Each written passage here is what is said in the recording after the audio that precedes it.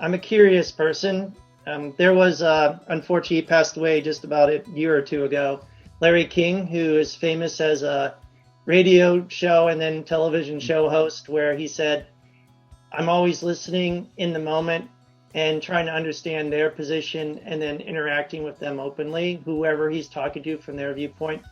And, he had a curious mind, which I would say everybody does to some degree as children.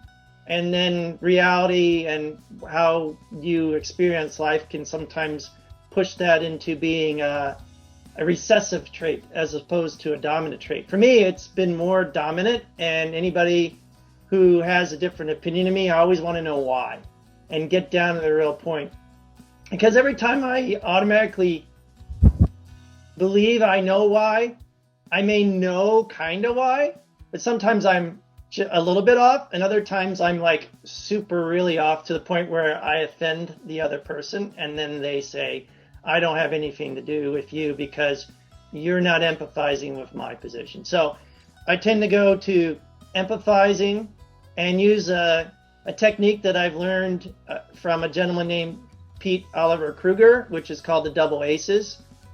I can't go into it in too much detail because it would take an hour plus to do that, but the general idea is it's based on the perception that when you hear somebody talk, you're fully engaged, and it's two acronyms. One acronym is the ACE of appreciate, so you first respond back with a positive, if you like it, a positive. You say appreciate, and then you clarify it with a question.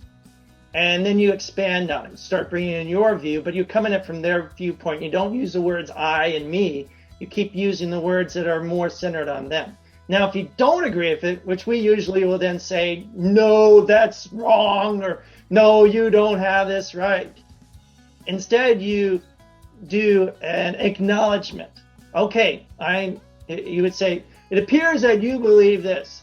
It seems that you believe, can you tell me more about, and then you ask a confirming question about their position.